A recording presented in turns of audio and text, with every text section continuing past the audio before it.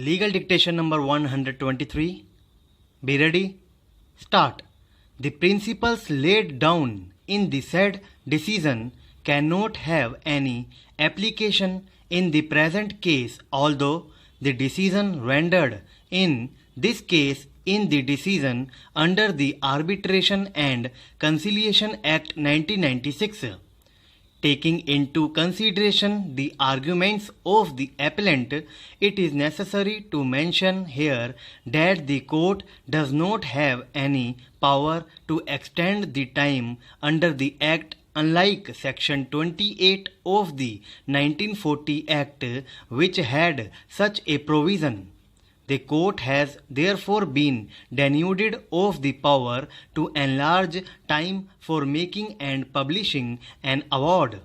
It is true that apparently there is no provision under the Act for the court to fix a time limit for the conclusion of an arbitration proceeding, but the court can opt to do so in the exercise of its inherent power on the application of either party. Where, however, the arbitration agreement provides the procedure for enlargement of time and the parties have taken recourse to it and consented to the enlargement of time by the arbitrator, the court cannot exercise its inherent power in extending the time fixed by the parties in the absence of the consent of either of them. The counsel for the appellant further contended that the High Court could not have terminated the mandate of the arbitrator.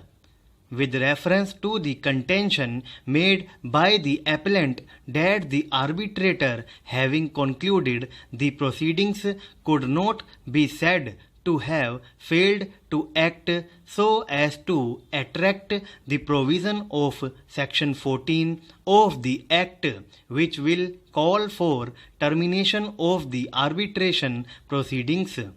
It is pertinent to mention here that the arbitrator had not concluded the proceedings as had been agreed to by the parties within the time fixed for doing so.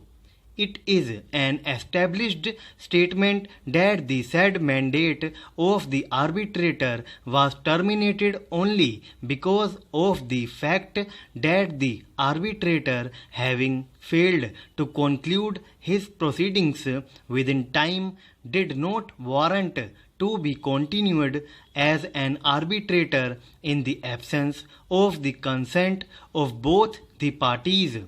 It is clear that the arbitrator had extended the time provided to it without any concrete reasons whatsoever, and thus his mandate was liable to be terminated. Subsection 1 further states that the mandate of an arbitrator shall also stand to be terminated if he withdraws or the parties agree to the termination.